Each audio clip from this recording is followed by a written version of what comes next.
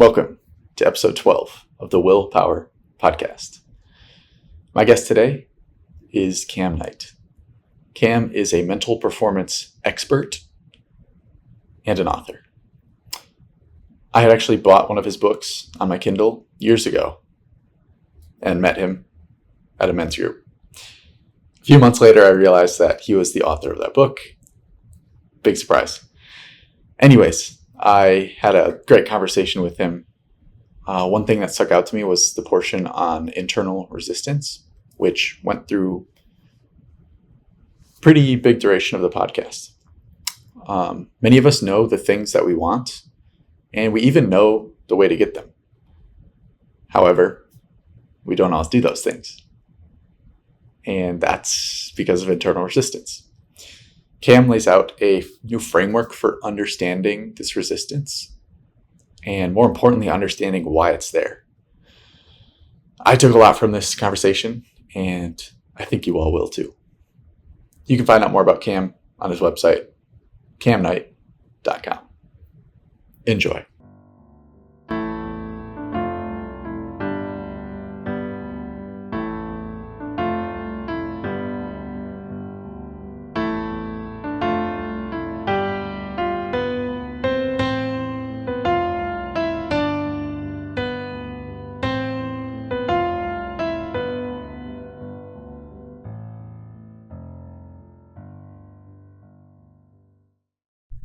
Okay. All right. Let's get started. All right, cool. Okay. How did you become an author? Well, that's kind of interesting. At a certain point in my life, I had an itch to write. It was an overpowering itch I couldn't resist. And it was weird because it didn't make sense to me because I was never a writer. I was never good at writing. In fact, my weakest subject in school, in classes, was English and writing. And being a first-generation immigrant, I didn't really speak English that well. But it was an overpowering itch, one I couldn't resist. And so I followed it. Now, in the beginning, my first book took over 2 years to write. And it was a lot of mental and emotional pain and struggle to write it. And I had a few people read it, and one person told me, Cam, this isn't good. And another person told me it wasn't that good. And I kind of put it in the back burner and never thought about it. And it was interesting because I completely forgot I had written that book until only a few years later when I was kind of trying to work through my stories I could talk about on podcasts and stuff like that. And I had realized, wow, I had written that book maybe 10, 15 years ago. But I was so embarrassed by it that I kind of blocked it from my mind and memory. But one of the cool things is I did take that book. I did take a couple chapters from that book and expand them into their own mini books. And I published them on Amazon, before Amazon was a thing. And I got some pretty good feedback from it. And I realized, okay, I have something positive to say. So then I continued writing. Oh, what was the publishing process like? The publishing process was fairly easy. So in about 2007, digital books or the e-readers became a thing.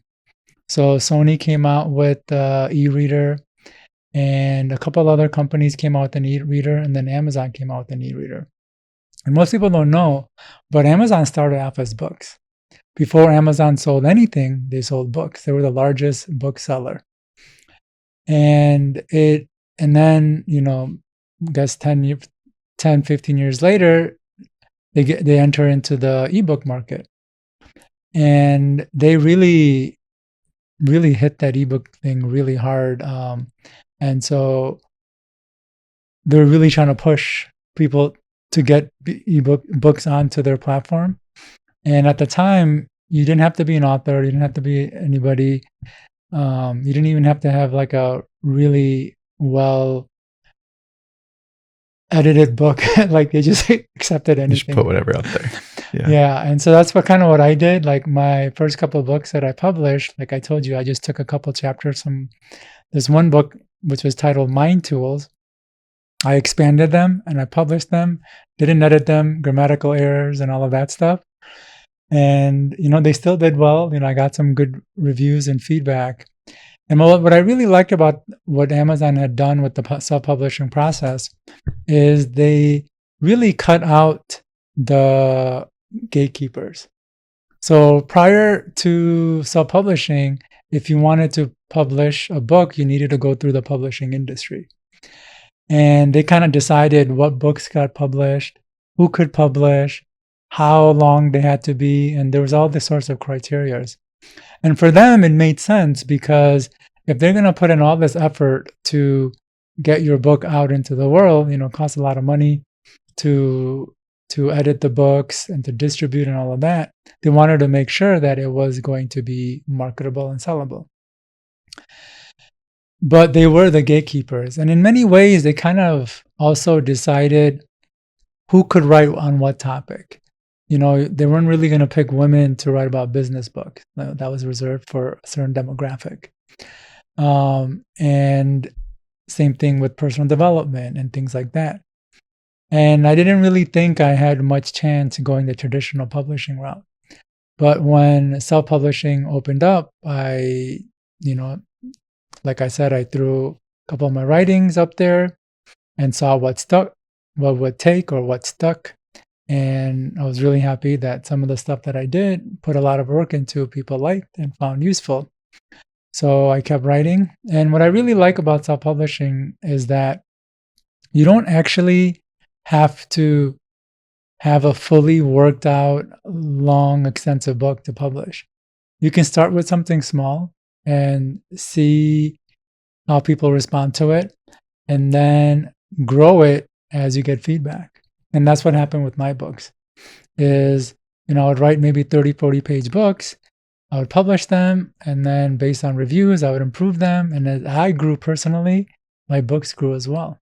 And so over time, my books became more legitimate works that now are doing fairly well and competing with the big boys. Do you still publish exclusively on Amazon, like e-readers? Yeah, I do self-publishing exclusively only because there are no distributors and publishers or the middle people, taking a cut. There's a lot higher royalties, which means you don't have to sell as much to, do as well with your books financially.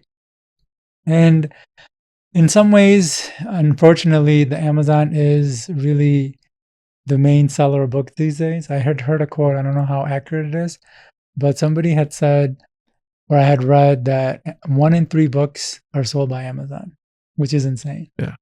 So you can publish your stuff into all these other platforms like Apple and Google, and other distributors, or do self-publishing. But since majority of the sales come from Amazon, it makes sense to really, double down there, because trying to do the same marketing, replicate the same marketing for all these distributors and platforms, it's just going to overextend you. So at least for me, it's been advantageous to do self-publishing and to kind of focus my efforts on 1 or 2 big distributors. Is there one book that stands out to you in terms of like learning and what you gained from the process of writing and selling it? From one of my books? Yeah.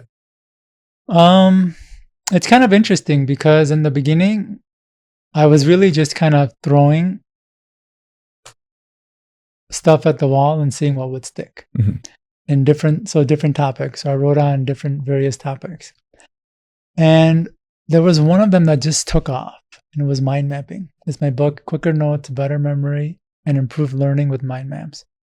I didn't put a lot of time and effort into it. And mind maps is a visual tool, and there weren't even really many diagrams in the beginning, but that book totally took off, and it was doing well enough where I felt comfortable to quit my job. And so I thought, okay, well, that mind mapping is a hot topic. I would have never guessed it, but people loved it. So I wrote another book about mind mapping, and that's my second biggest seller right now. But my proudest work is my book, Concentration, Maintain Laser Sharp Focus and Attention for Stretches of 5 hours or More. because that's a book I wrote. That was my last main book that I wrote. And so I'd already gotten experience with writing, and I'd done a lot of personal development work. I've done a lot of healing work. Learned a lot about the unconscious. And I really put my heart and soul, and it took the most time to write that book. So concentration is my proudest work. Unfortunately, it didn't do as well as the other ones. So the takeaway is you never know what's going to stick. Mhm. Do you know what I'm saying? Like you could think, oh yeah, this is going to work because you have feedback and data and experience to say, this is what the market wants, or this is what people are going to want to read. But it could be something completely different that you not only didn't expect to do well, but you probably didn't even put as much effort into.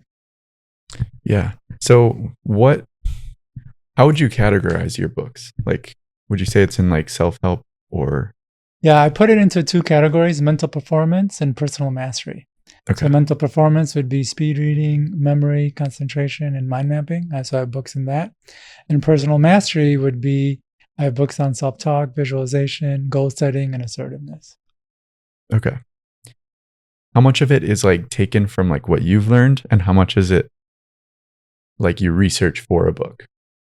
Yeah, a lot of what I write, it's a lot of. So one of the reasons I got into writing is because I felt like there was a gap in the market. A lot of the books I had read, especially back then, I felt like they were fairly surface level, and the advice sounded really good in theory. Like, oh yeah, this is gonna work. I'm gonna be able to change my life. I'm gonna be able to make shifts and achieve my goals and all of that. But almost rarely did that happen. And as I was trying to figure out why that was, and understanding different aspects of what was going on with me and how I kept sabotaging myself and things coming up, and how you needed like more advice than just surface level, is how I came to my content. It was coming from the feeling that there needed to be more. We needed to go deeper, describe things at a much more accessible level. And that's what I strived on. So I wouldn't say it was more about taking what others were saying. It was more about what could I bring that wasn't being said, that needed to be said, or what something new I can add to it. Because for me, being an author wasn't about being an author. It wasn't about just rehashing other concepts and saying and then just going out and selling it. It's like, why wouldn't I just promote somebody else then? Does that make sense? Mhm. Right? Why? It was about trying to bring something new to just the space. And I feel like that's why my books have done well, is in my effort to not just say the same thing. And even if I am saying similar stuff, I try to say it in a different way. I try to make it easier or more accessible, or maybe add additional insights or things like that. And yeah, so to circle back to your question, it was less about trying to figure out what was being said, and it was more about bringing something new to the table. Okay. Yeah, so you mentioned you went through this kind of self-growth and healing process. Was that in the midst of writing? Or was that before you started writing? Or where was that? It was, I would say, in the beginning stages of writing. Okay. So after graduating college, I was nervous to start my first job. Like I was petrified, like terrified. What did you go to school for? I studied finance and accounting. Okay. Yeah. And I got, it took me like, it was during a downtime in the economy. So it took me about 15 to 16 interviews to finally land my first job. And I ended up settling for less than what I think I deserved or was capable of. But because the market was down and I just didn't have, strong self-esteem, a lot of I lacked a lot of confidence. I really wanted to do well in this job, and I was really terrified. And I remember I was at Barnes and Nobles one day, and just came across some audios. They had a small section on audios, and this was back in the day with cassette tapes. Mm-hmm. And I saw a couple with like reducing fear, overcoming stress, or like related to anxiety. They were just relaxation tapes. So I bought them, and they were more or less self-talk and guided meditation.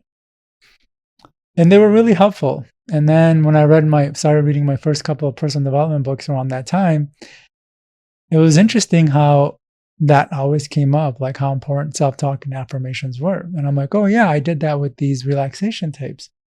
Maybe that's why those tapes were so effective. And I decided to kind of write about that. In fact, one of my first books was Self-Talk Your Way to Success. And even to this day, most of my books have a chapter on self-talk because I think it's that important.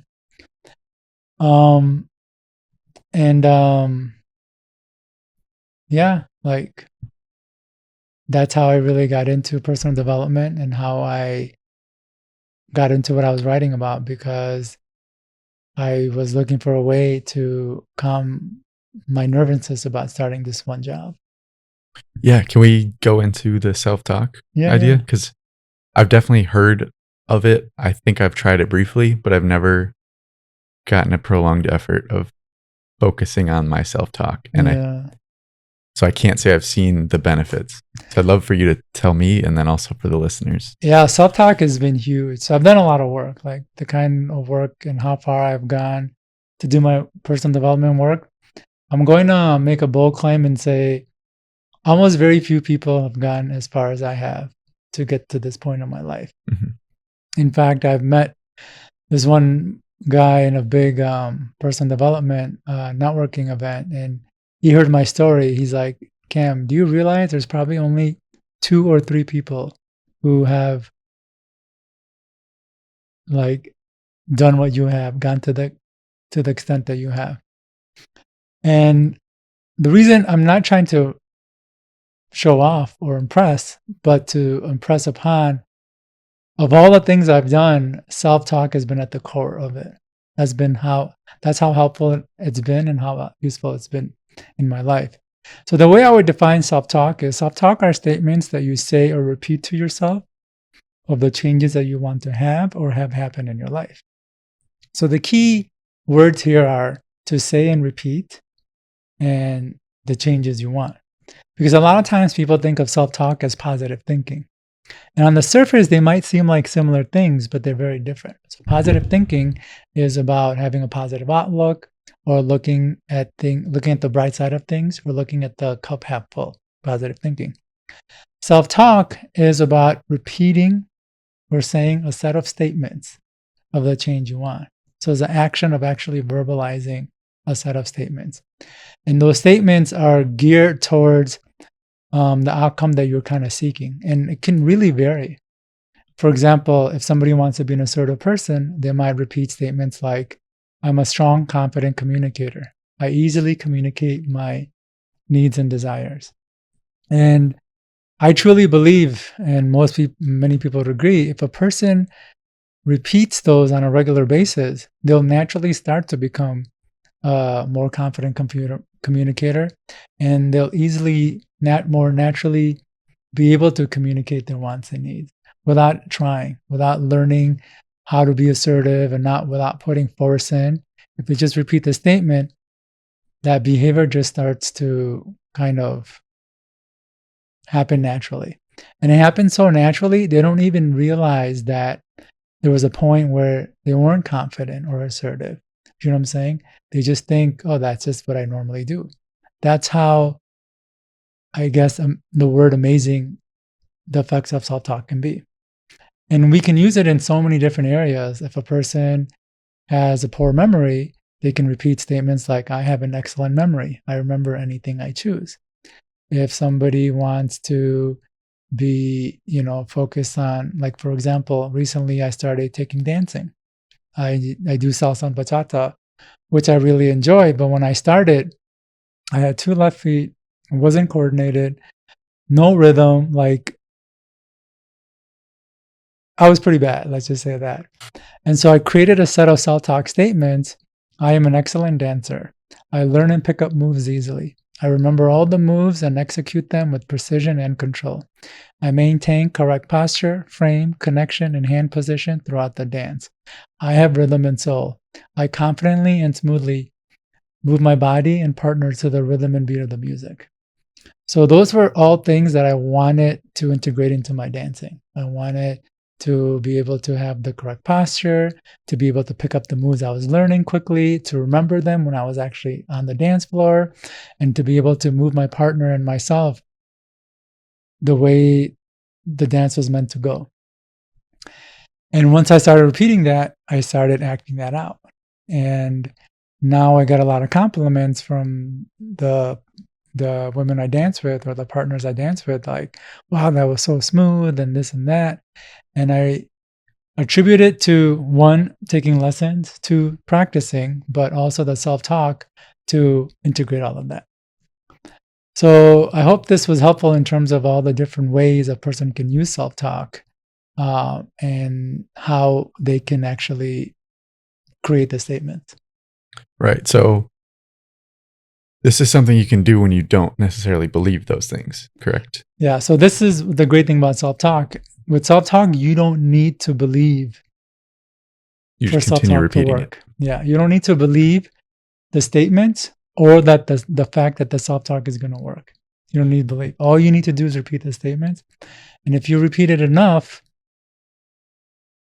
a person will start to see those behaviors start coming up. And the more the behavior shows up and the more you repeat it, it reinforces that. It becomes a feedback loop. In fact, some of the self-talk statements I repeat now, my mind still doesn't believe it. It still says, oh, who are you kidding? This doesn't work, or this isn't going to work, repeating a set of statements. Like even to this day, even though I've been practicing self-talk for years and decades, but I don't listen to that voice. I just continue repeating the statement and I do see results from it. Now there is one caveat. Sometimes the results can be like magic. You repeat the statements a few times or you do it for a few days or a few weeks and changes can, like you'll be surprised at some of the changes that happen. And sometimes the changes aren't as obvious or as quick or as much as we'd like. But it's still enough for me to continue because it's just a stepping stone to then now I can add my own willpower to continue the behavior. The self-talk helps me start it, but then I continue it through just the momentum that I've gained. Yeah, because I could totally see with the positive outlook idea, that doesn't seem as actionable. Right. It seems difficult to just conceive of like a positive outlook and make yourself have that. Whereas, yeah, using the voice in your head is a little bit more, it's something you can just do. Right. Yeah. It's again, yeah, you can go into a dance class and say, oh yeah, I'm a great dancer. I'm with that thinking, but it could probably help. But if you actually go in and say, I am a great dancer, I pick up moves easily and all that, and you keep saying it, over time, those words start to go inside and rewire the brain and try to act out what the words describe. And I feel like that has been a lot more effective for me than positive thinking. And don't get me wrong, I'm not knocking positive thinking. I just wanted to be clear that positive thinking and self-talk are two very different things. Yeah. Cool. Okay, well let's talk about willpower. So you mentioned a course that you put together. Do you want to introduce it? And yeah, so it's kind of a culmination of essentially my journey of healing and of growth and my life's work as like writing and being an author and teaching. And it's a concept I call conquer internal resistance to achieve your next goal. So that's what the course is called. And it answers a question I had my whole life, which is, why is it if I want to do something, I know what to do and I know how to do it, and I have the motivation and desire to do it, but for some reason I can't or don't do it? And at the time, there were no clear answers. The best answers I heard was beliefs, or you need motivation and discipline. And yes, beliefs, motivation, and discipline are all part of the equation, but I always felt like there was more to it. And the more books I read, coaching I did, and seminars I attended, the more I learned about the complexities of the brain. And at a certain point, I started to realize, hey, wait a minute, there's a part of our mind built to keep us from growing and making progress. There's a part of our brain built to hold us back. And I call this part resistance. It's a brick wall that we hit anytime that we want to do something, but we can't, no matter how much we want to do it. And so this course dives into what resistance is, why it's there, how it shows up, and what person can do to move past it. Okay. Is this course available now? Yes, it's available at camknight.com. Awesome. Not to do my for my shameless plug. Yes, get it in there. Yeah, what was it a similar process putting this course together as writing a book in terms of? No, it was very different. I do believe that this course answers a question that's kind of plagued psychology for a long time, because there's a lot of models of behavior. Different models explain behavior or causes of our challenges. You have family systems theory. One of our mutual friends talks a lot about internal family systems. Another model that has to do with limiting beliefs. Another model has to do with identity. Another model has to do with it's what we know. And for a long time, there's been an effort for people to come together to bring an integrated model that kind of like puts all the different reasons for the challenges we experience and what's going on into a framework that integrates all these different models, more or less. And it hasn't been very successful. In fact, I remember when I was learning a lot of psychology, a lot of my mentors would tell me there's actually, even within psychology, a lot of like disagreements and debates. Like, no, it's not this, it's family systems. It's not family systems, it's this. And I think this does a really good job of integrating the models, because it looks at where essentially all of our challenges stem from, which is our wants. A lot of people don't realize this, but the part of the brain that creates wants is completely unrestrained. It's creating endless wants and desires one after another. And the only job of this part of the brain, which I call the wanting mechanism, is to create wants. And it's cranking out wants one after another, day after day, faster than any one person can achieve. And you can think of the wanting mechanism as a simple on-off switch that gets flipped based on certain cues. It sees someone with nice shoes and it wants it. The latest iPhone comes out, it wants that too. A pretty girl walks by and we want that as well. So the wanting mechanism creates so many wants that no one person has the time, energy, or bandwidth to achieve in a lifetime. And this is really important to understand, because when we have a want that we can't achieve is where a lot of our struggles are coming from. There's no struggle if there's no want, if that makes any sense. And then, so we have one part of the brain that creates want and another part that actually checks to see if that want is achievable or doable and allows us to act on that want. And this is the part that I call resistance. So resistance doesn't care how much you want something. If it doesn't give you the green light to act, you cannot act.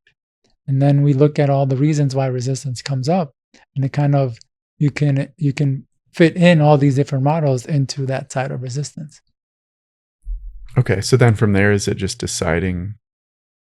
Because I would imagine resistance is not necessarily a bad thing.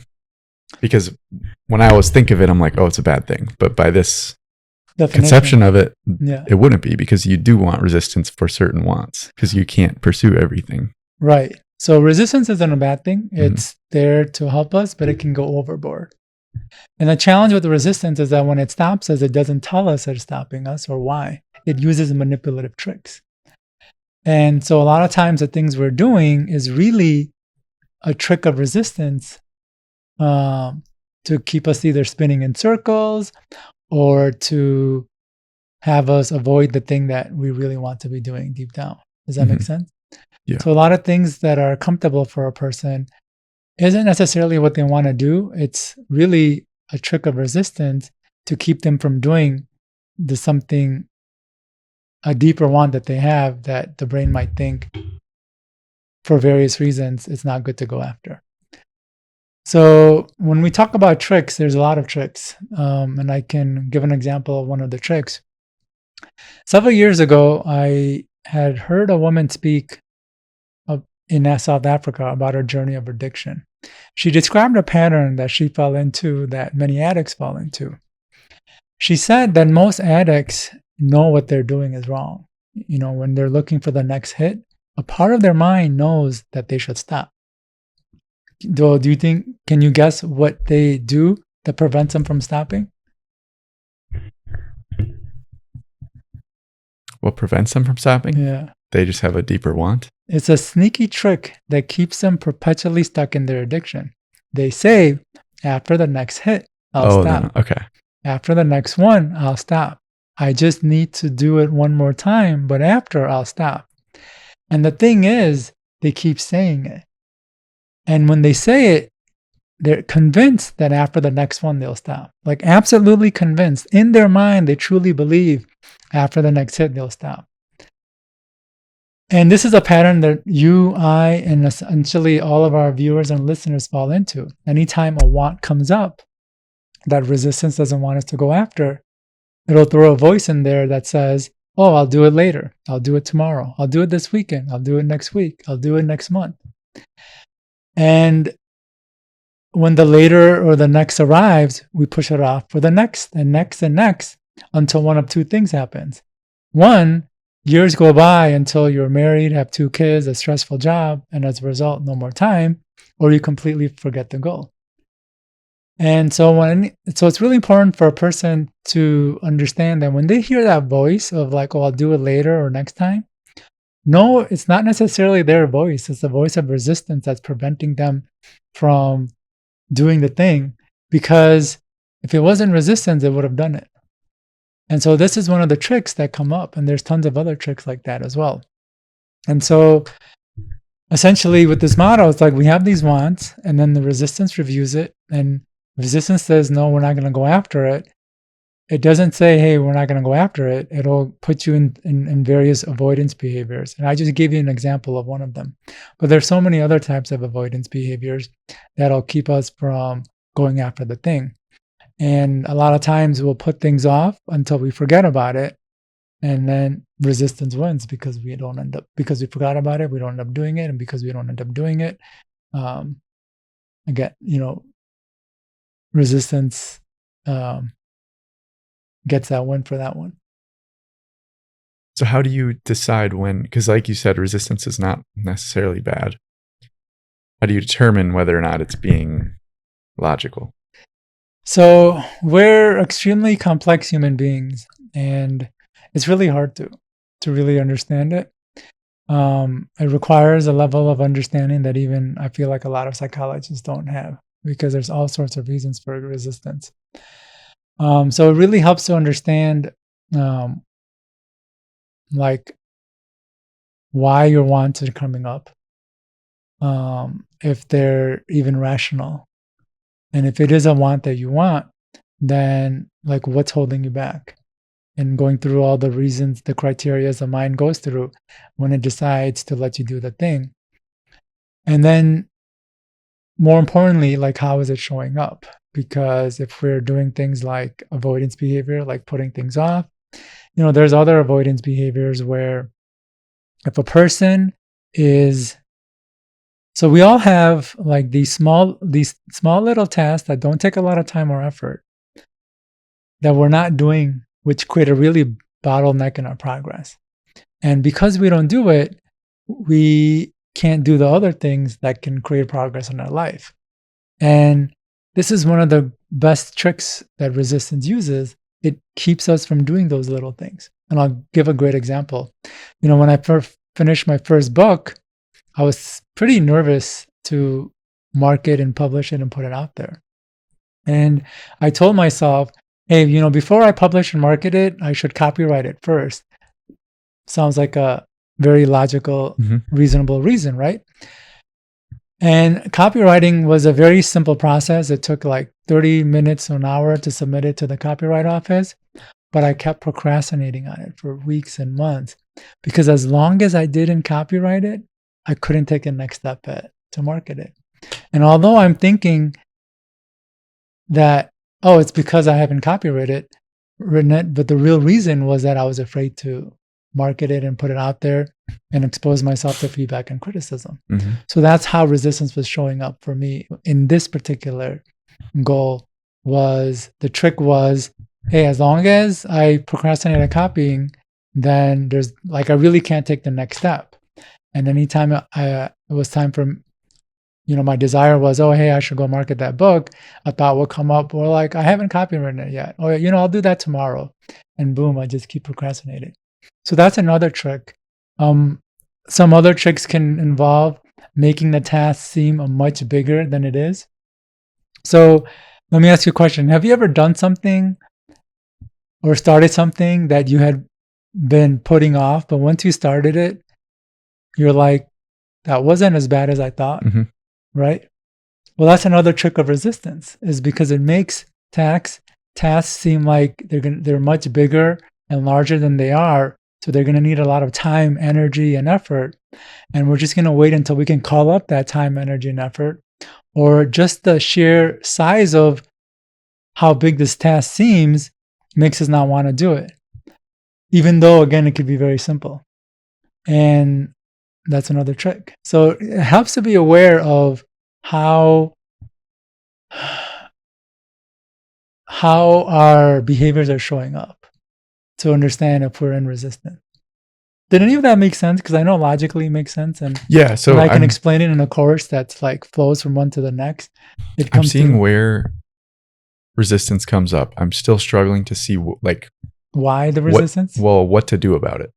Yeah, because I definitely have had all of those experiences of like there's this little thing and I'm like, oh, I can't do that, or that seems like it's going to be really hard. Yeah, and then it's so when it comes to resistance, we want to take a different approach than traditional self-help or traditional things.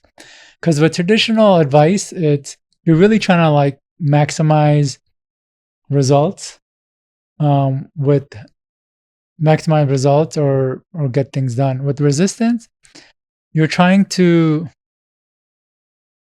take the littlest steps that create the most outcome, right? And then the other aspect of that has to do with when it comes to resistance, the general advice doesn't work. You have to really focus in on what the cause of the resistance is and how it's manifesting. So let's look at a great example of what one of the causes of the resistance would be. One of the biggest causes of resistance is authority issues. Authority issues relate to our unconsciously held attitudes towards authority figures such as parents, principals, priests, police officers, and even personal development coaches like myself.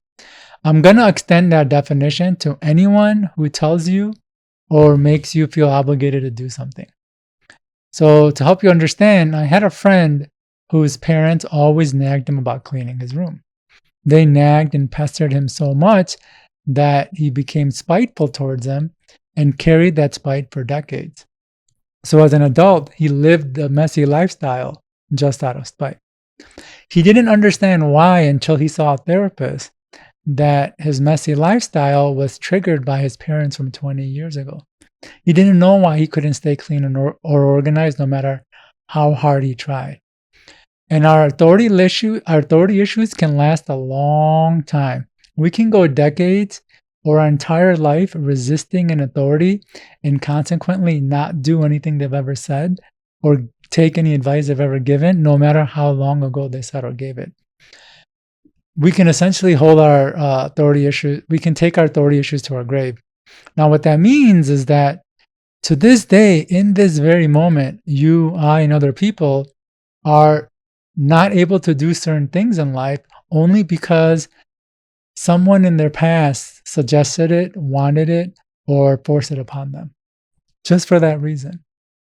And so a person may not have done well in school because of all the teachers telling them to study. Someone might be resistant to being on time because some person was always on their case about being timely. Or the opposite may be happening. We may have been told not to watch so much television or eat so much junk food. And now we binge like it's going out of style. And we may think it's because we like television and junk food, but it's just because we're resisting some authority at large. And the thing about our authority issues is that we don't necessarily choose them. Like it kind of gets triggered as we're growing up. Our unconscious picks it because it gets upset with somebody and wants to kind of like, get back at them by not listening to them. And we hold on to that even as a result.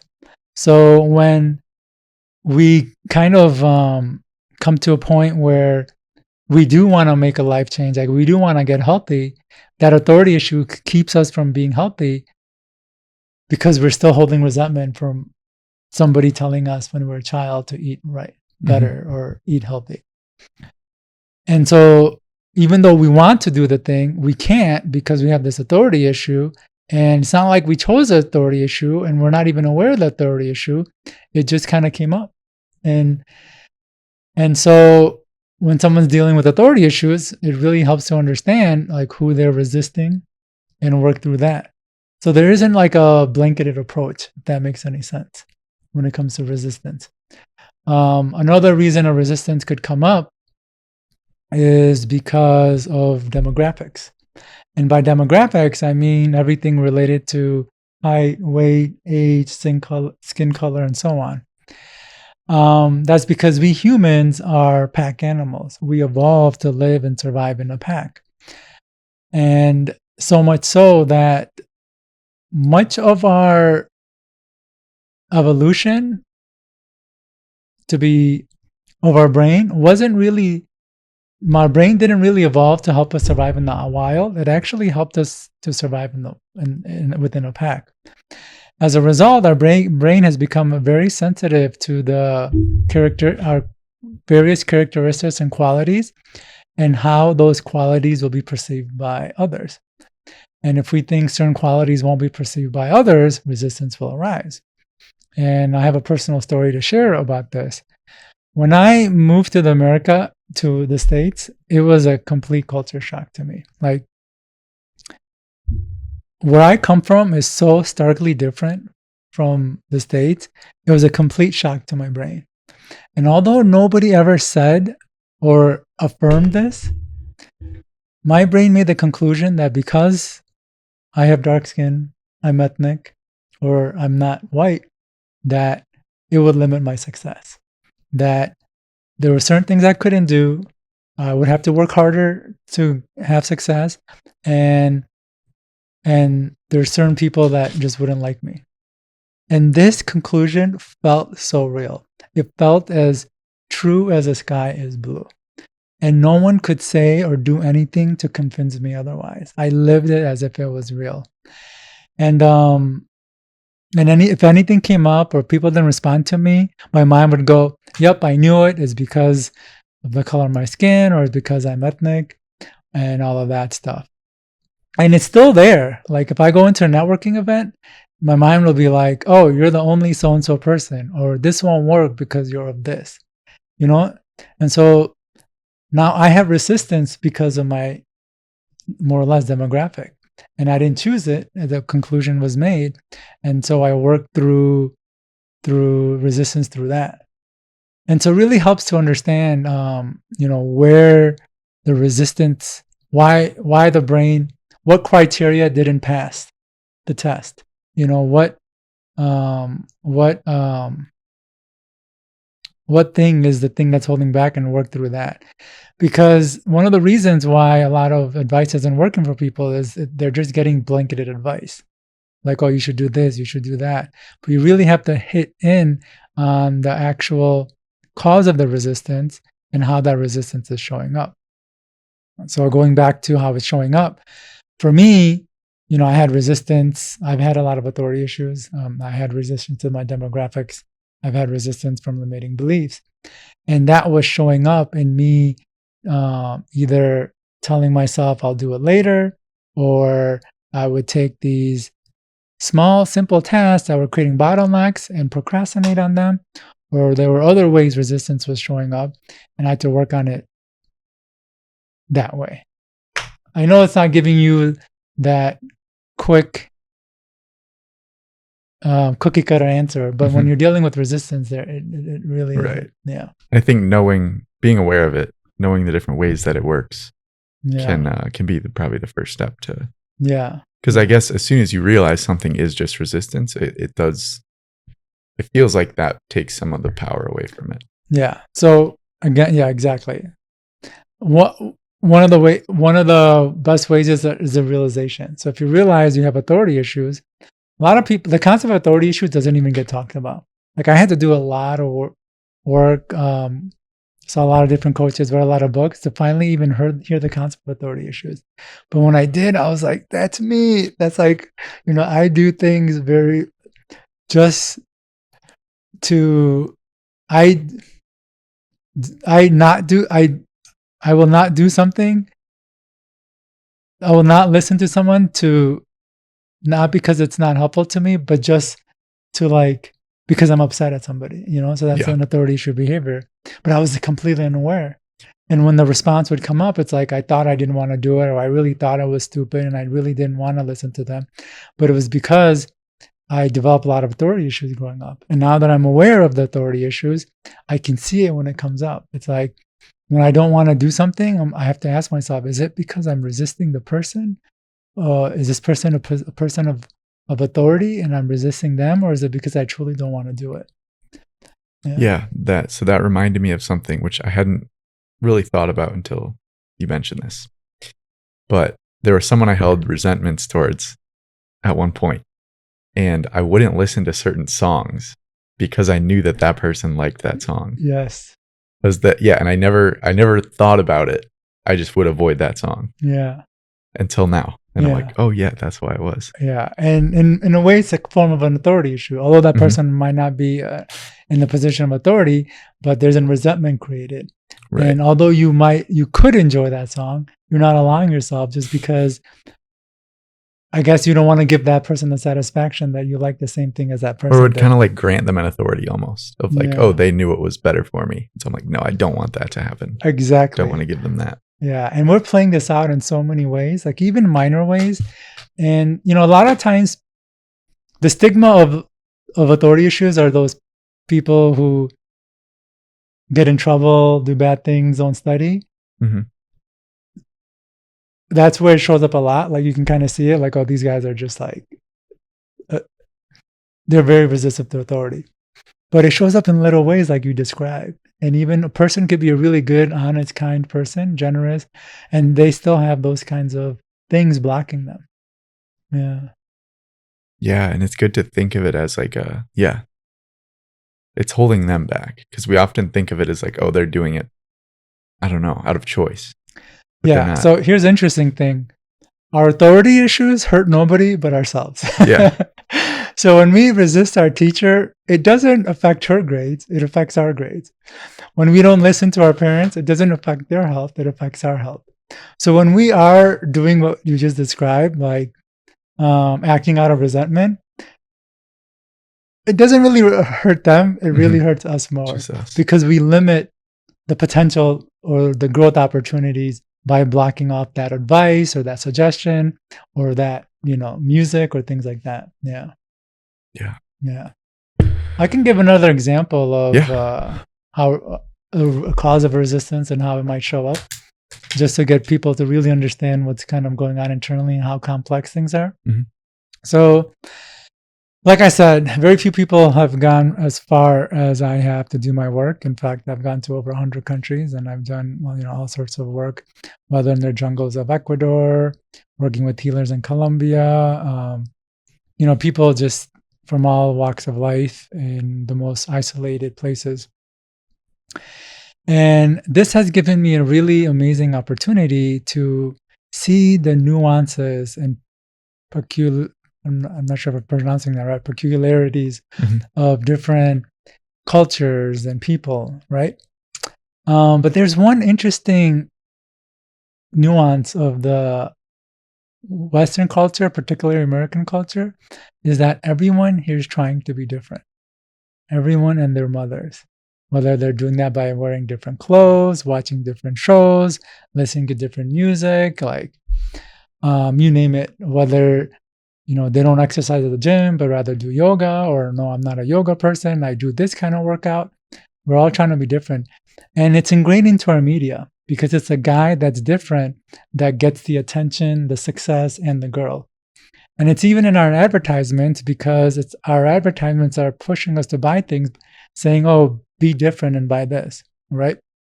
And so if a person has identified themselves as being different, their mind won't allow them to do things that will keep them from being different. So if they try to do something that is the norm, their mind will create resistance just because it's not different, and by doing it, it'll keep them from being different.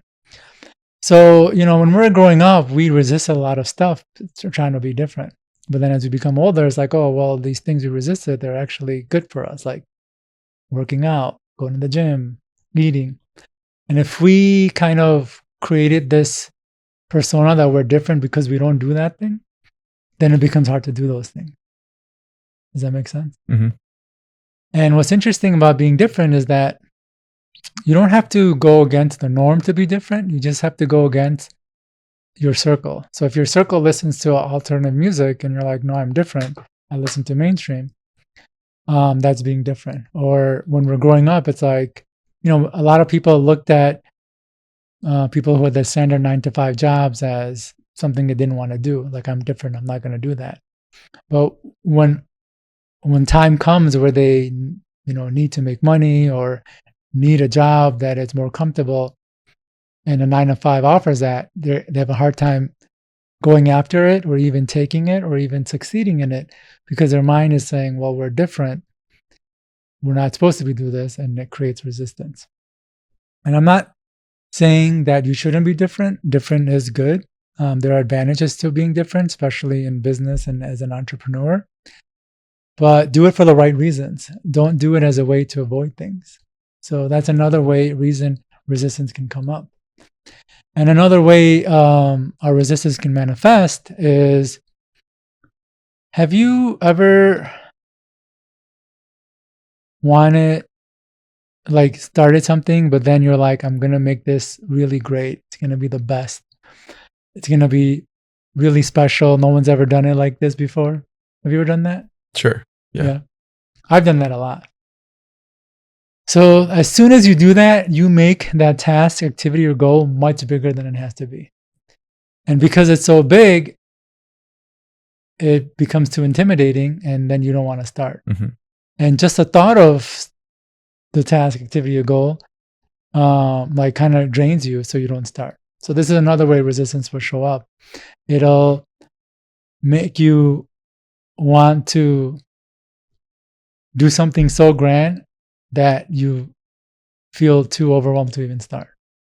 So these little nuances that we do, in fact, if we didn't make most of the stuff bigger than they needed to be, we could just do it. But a lot of times we're doing it like unconsciously. Yeah, so that's kind of like a form of perfectionism. This has to be the best thing possible. Yeah, exactly. And then that makes it scary. Yeah, and in a way, it is a form of perfectionism. So we want to do things not just perfectly, but grand and big as well. And because it becomes so big, we get too way in over our head that we don't even want to think about the goal. And if we're not thinking about the goal, we're not doing it. If we're not doing it, again, resistance wins. Yeah, it manipulated us to avoid it, to not do it. Yeah. So to really understand the tricks of resistance, it helps. So you've heard about the fight and flight response, right? All organisms have this response down to single cell organisms. And flight and response is essentially a response to either stay with the task or activity or to run away. But nowadays, we humans live in a culture and society where there's nowhere to run to. Most places are owned by someone, and we can't run into their house or their land or live off of it. So as we humans have evolved, our flight response has evolved.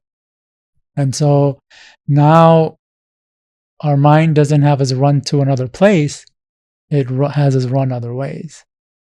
And more or less, procrastination, self-sabotage, and resistance is our mind's way of fleeing a task, activity, or goal, if that makes sense.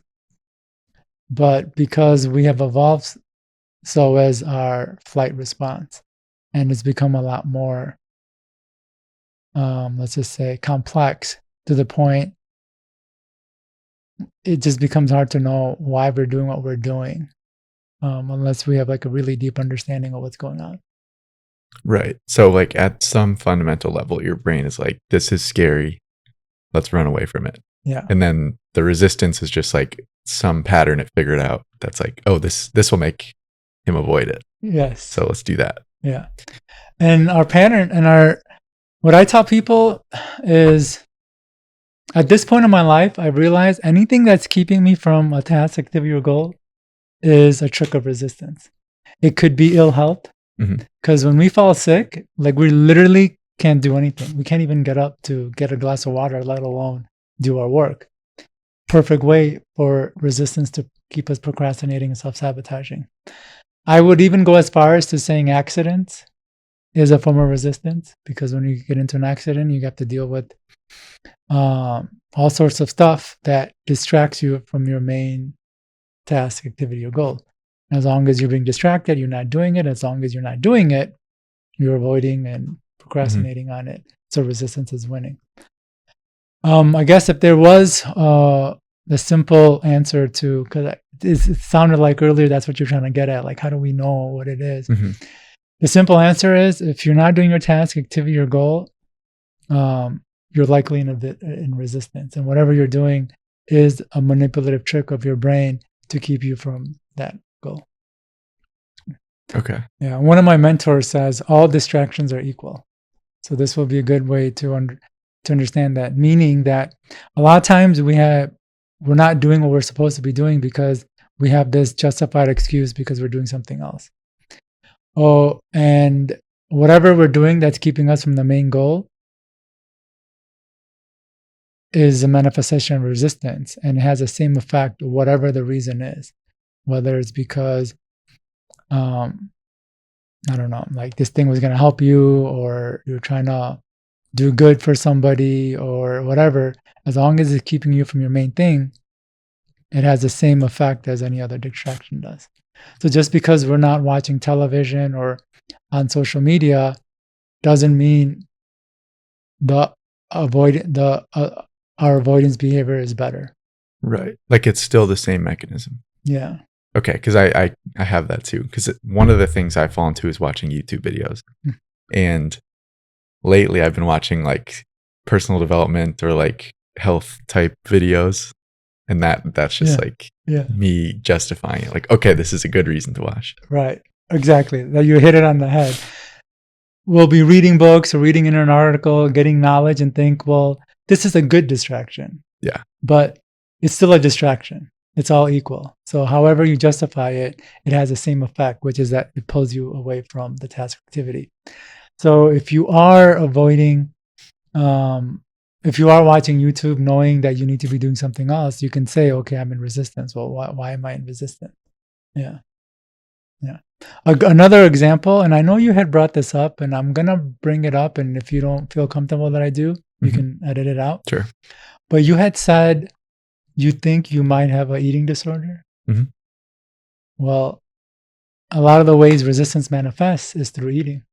Right. Right? When we're avoiding something, we'll eat. And the more effort we put into what we eat, and the further we go to eat, meaning like we have to go to this really nice restaurant that requires a reservation, and we have to wait an hour, blah, blah, blah. That's all that time you just spent avoiding that task or activity. Does that make sense? Yeah, say that again. So you're avoiding the eating itself? No. What I'm saying is eating can be a way that resistance manifests. So if we have a resistance and we don't want to do something, one of the tricks the brain will use to keep us from doing it is make us hungry and start eating. Right. Because Okay. the time we spend to prepare the meal and to eat and then have that food coma so we can't work after is all time that we are It's not avoiding the spent on task. that thing. Yeah. And what I was saying is that the longer and more effort it takes to make our meal or to sit down and eat, Mhm. the more we procrastinate on the thing. So, sometimes people will say, oh, I worked really hard. I'm going to go out for this really nice steak dinner that requires driving to downtown. And I have to get early so I can find good parking. And once I park, I need to get there because I have reservations. All that time is a finely orchestrated way your resistance used to keep you from doing a task. Right. Does that It make eats sense? up that whole day. Yeah. Yeah, for me, it definitely is it's a distraction, usually. Yeah. It's like I'm avoiding something. Exactly. And then there's a feeling like, oh, I should eat. That makes sense. Yeah. Yeah. So food is a big one. I think a lot Yeah. of I don't want to use the word eating disorders. So people who are struggling with food and diet and health, it's likely because they have some need or desire coming up Mhm. and their mind is blocking it. And then it's blocking it by telling them to go to food. Yeah. Yeah. Yeah. I'm curious what role health and fitness play in your life. It's huge. It's my primary role. Like you don't see me as like a big guy like yourself or some other guys that you have interviewed, but I put a lot of time and effort into my health, and I'm more of I don't focus too much on activities that build a lot of mass. I focus more on activities that build a lot of flexibility. I wouldn't go as far as saying yoga, but um, yeah, I do pride on being more flexible. Mhm. So a lot of stretching and things like that. My diet is pretty solid. I am very conscious of what I put in to my body. I don't even go out I don't really eat out at restaurants. I don't shop at grocery stores. Most of the foods that I eat are from farmers markets whose farms I have actually visited and seen how they grow to make sure the food that I put in my body is as close, as natural as possible, and as close to the source as possible. I mean, I can talk really deep into health and fitness and diet because I feel like if you can take care of that, it's a lot easier to do the other stuff Mhm. because that's what's going to give you the energy, improve your mood, give you all the things you need to be able to sustain the other activities that a person is trying to do. And I tried to do it the other way, and it's possible for the short term, but over time, it becomes draining. And then it's hard to kind of like get up and do the things because we're not nourishing the body the proper way. If we can nourish it the proper way, then we do have the energy and the right mood and the right motivation and all the stuff to be able to do the things that we need to do. And a lot of people, unfortunately, do it the opposite. They're like, okay, I got to work until I get to a certain point, then I can focus on health. But you really got to focus on health to be able to do the other stuff sustainably. Mhm. Yeah. Yeah, I've definitely felt that before. Like, because I eat fairly healthy, but I will, like, I'll buy stuff from grocery stores, Yeah. and I'm like, oh, well, it's cheaper here. Yeah. But it's something. Yeah, it's like I'm making a calculation that makes no sense. It's like, oh, I'm saving a few dollars, but I'm paying with my health, my body, Exactly. which is like, there's no value you can put on that. Yeah, exactly. And it's not even just the health that you might experience later on, but it's the immediate effects Yeah. you have. Because if you put in unhealthy food in your body or that's subpar, it's gonna affect your energy level. It's gonna affect your mood. It's gonna affect how clear your mind is. It's gonna affect the pains you might have. All of that stuff affects how much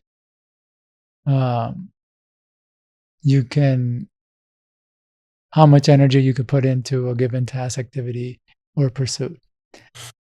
And so, yeah, you might save a few bucks, but then you lose much more in the productivity. Exactly. Yeah, exactly. And that can be a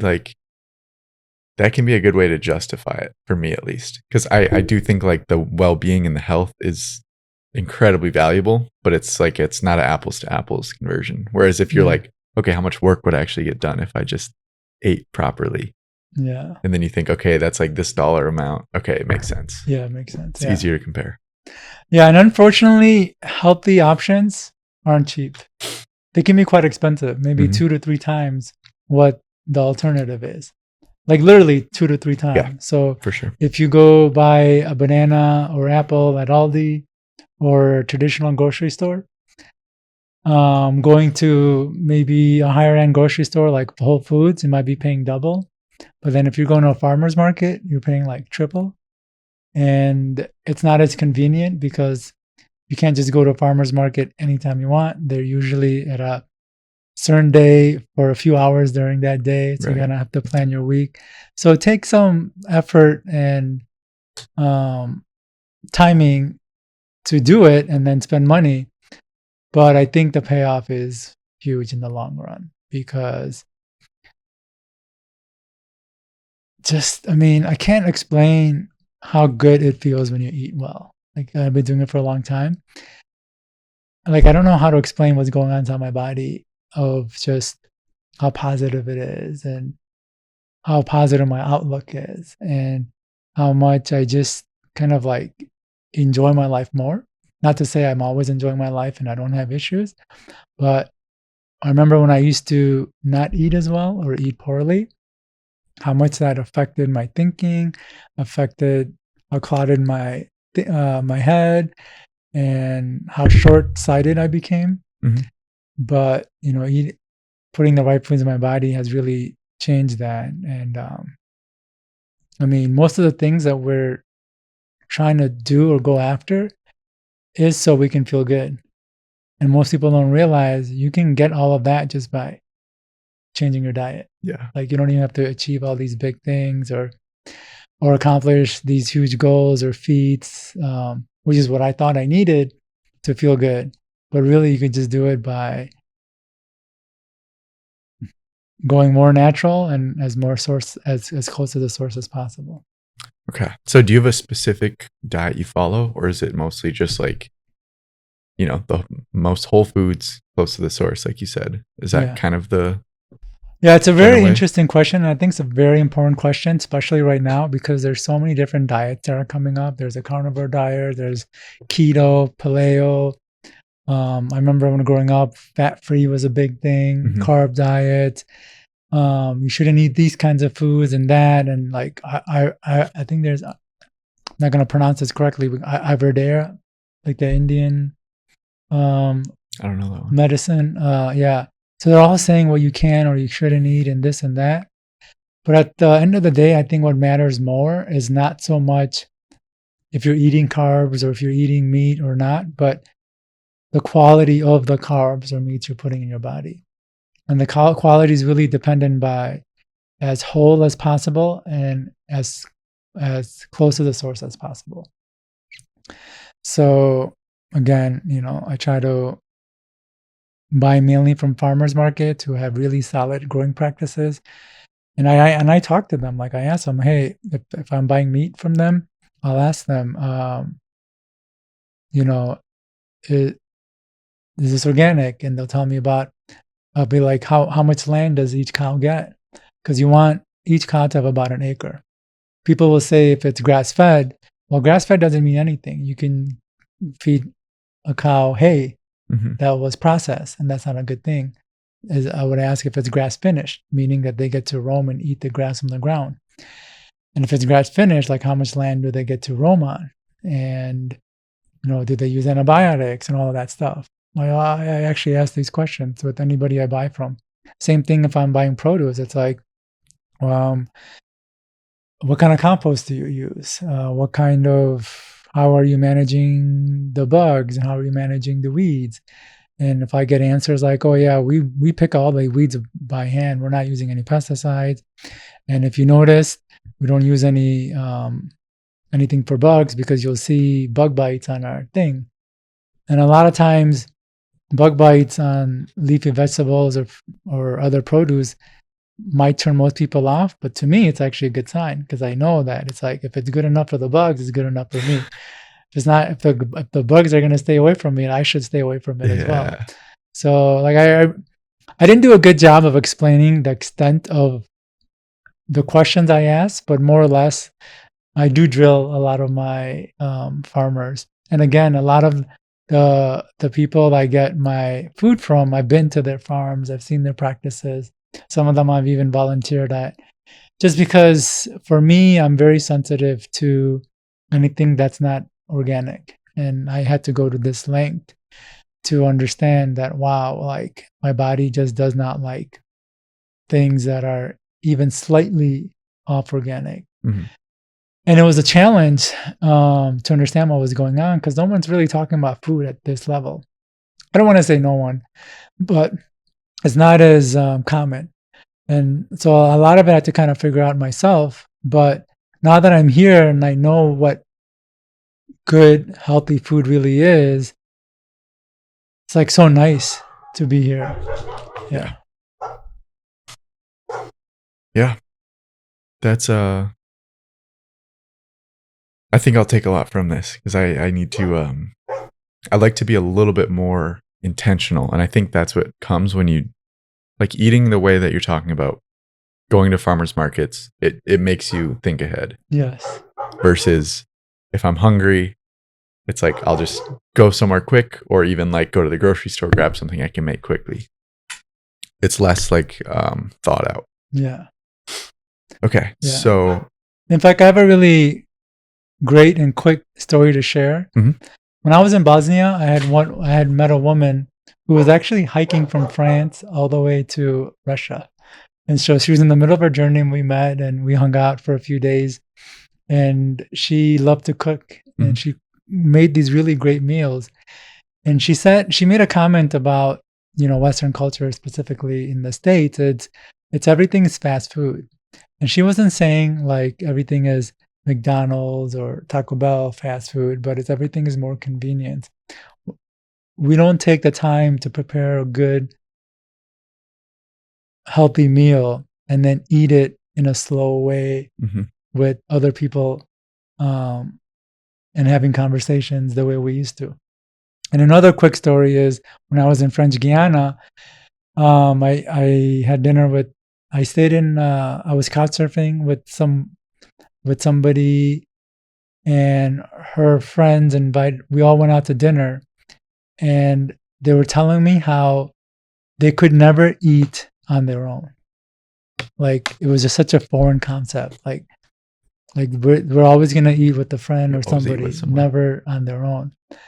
And so it's kind of interesting how what we see as normal is really far from normal, not just in terms of the types of food we eat, but even how we eat, instead of sitting down with other people or taking the time to prepare the meal, we're kind of going for convenience and just to fill the hunger in our stomach. Yeah. Or avoid things. Yeah. Yeah. What does your dream life look like? And what is missing from it today? Honestly, I'm one of the toughest sells for coaches because I go to different programs and they want to sell their package and they use their standard thing of, wow, if you get this program and you live your life, you can travel and you can accomplish your goals and things like that. And I feel like I've done a lot of that. I've traveled to over 100 countries. I used to be a pretty avid snowboarder, snowboarded all over the world. I used to be a scuba diver, scuba dove with hammerhead sharks in the Galapagos and have snowboarded in the Great Barrier Reef with all sorts of wildlife. I used to rock climb. I do dance and yoga. So I've done everything I wanted to do. Like I wrote the books. I used to be a CPA. I graduated from a good college. So I did all the things I wanted to do. And so like I'm just beyond that now. I don't know what a good life would be. Yeah. So do you think the one you have right now is? I'm almost there because I like what I'm doing. Like I do enjoy yoga. I do enjoy social dancing. I do enjoy rock climbing. I do enjoy being out in nature, and I have all of that. Yeah, I guess finding someone who connected with me on that level and not having to worry about, I guess, financial security, then that would be a good life. Awesome. Yeah. Cam Knight, everybody. Yeah. Cam, do you want to shout out again your website and wherever people can find you? Yeah. So thank you again, Will, for this. This was fantastic. I hope you guys got some value out of it. You guys can find me at camknight.com. It's KAMKNIGHT.com. You can see all my books over there. Some of the books we talked about. I have books on mental performance, personal mastery, and you can also get information on my course, Conquer Internal Resistance to Achieve Your Next Goal. I know we couldn't really dive into the complexities of the brain and resistance, but my course really delves really deep into that. So you'll learn all the different reasons that are creating resistance in your life, how it's manifesting, and how the wants are actually shaping your resistance as well. And if anybody wants to do any one-on-one, I have developed a special technique that helps people quickly overcome not only just resistance, but trauma, PTSD, bad breakups, by clearing the emotional effects of it. And so if anybody is interested in that, they can find me at camknight.com as well. Awesome. Thanks again, Cam. Yeah, thanks. Appreciate your time. Yeah. All right. Bye, everybody.